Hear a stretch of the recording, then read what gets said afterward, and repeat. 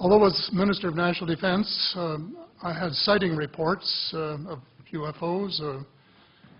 I was too busy to be concerned about them at the time because I was trying to unify the Army, Navy, and Air Force into a single Canadian Defense Force.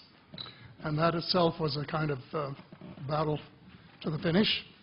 So this was not high on my agenda. But about 10 years ago, I started getting interested due to a young man from Ottawa sending me material on the subject. I told him I was too busy to read it, but he had confidence that someday I would. It took me a while to get around to reading it, but I took it for my summer reading in 2005 and was really impressed with what was contained in it. And what I thought to myself is there are huge issues here, huge issues. And the American people and the people of the world have a right to know what's going on because they're part of it. It's not just an isolated thing. I accept the invitation of Victor Vigiani, who's over here somewhere, and his cohort, Mike Bird, to speak to a symposium at the University of Toronto. And I said, UFOs are as real as the airplanes flying overhead. That gave me the dubious distinction of being the first person of cabinet rank in the G8 group of countries to say so unequivocally.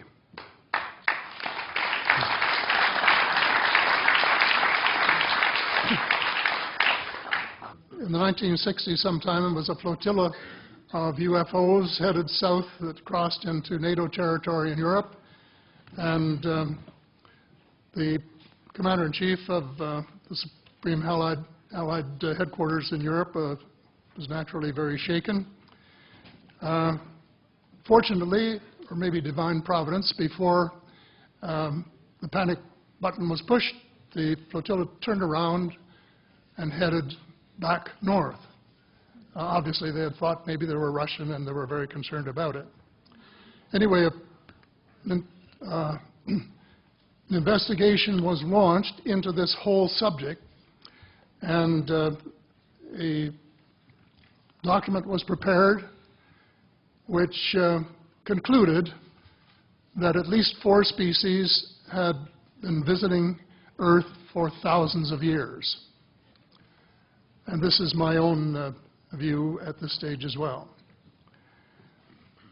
So, except for that, there are just a couple of things that we've talked about that I'd like to refer to.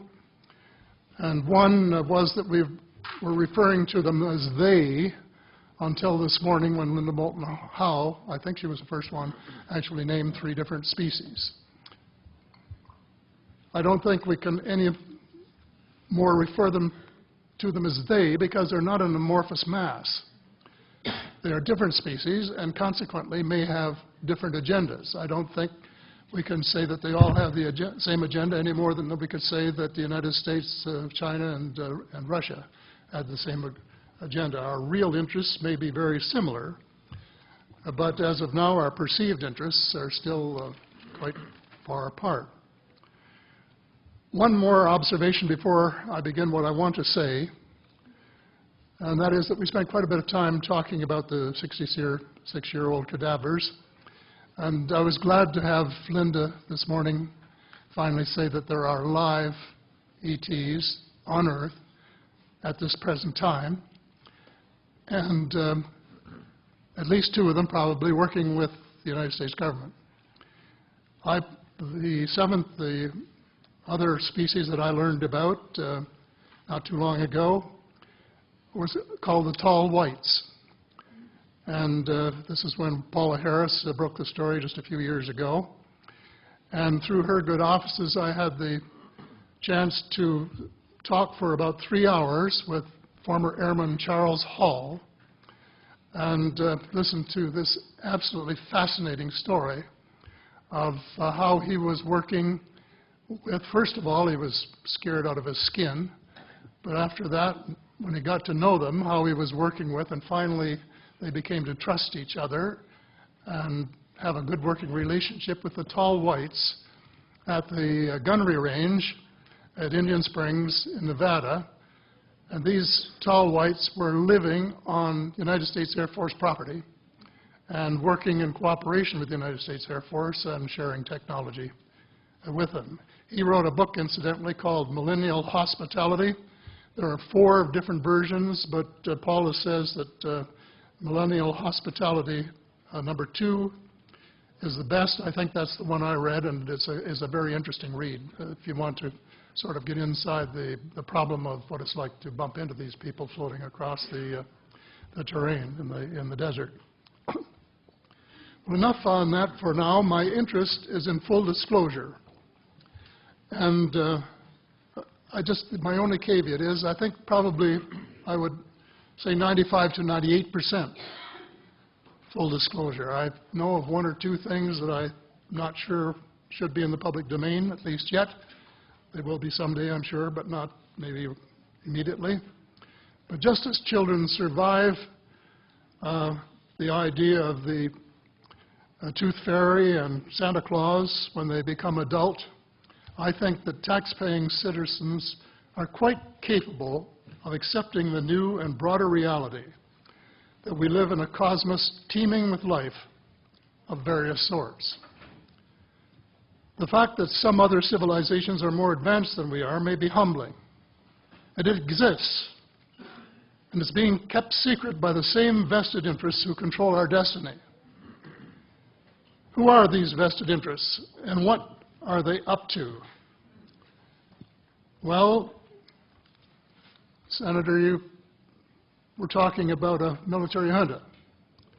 In my opinion, that is true, but I have broadened and deepened the definition to cabal, and the cabal comprises members of the 3 sisters: the Council on Foreign Relations, the Bilderbergers, and the Trilateral Commission, the International Banking Cartel, the Oil Cartel, members of various intelligence organizations, and select members of the military junta, who together have become a shadow government of not only the United States, but of much of the Western world.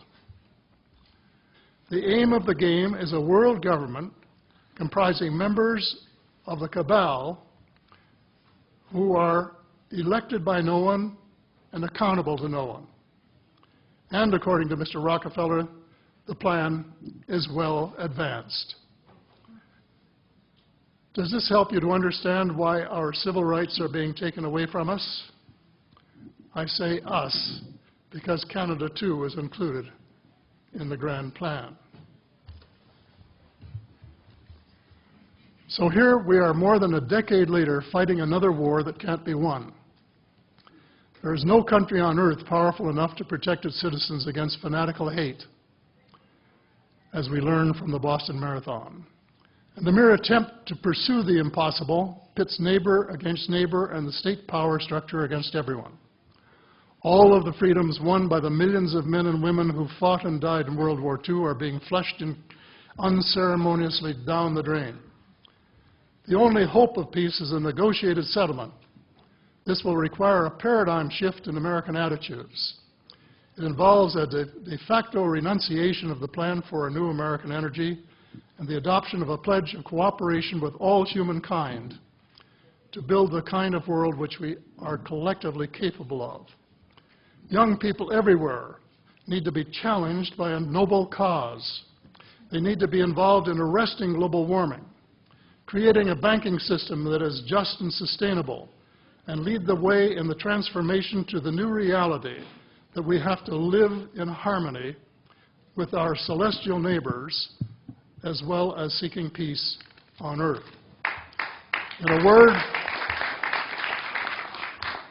a word, we have to become spiritual beings and practice the one tenet that the world's major religions have in common, and that is the Golden Rule.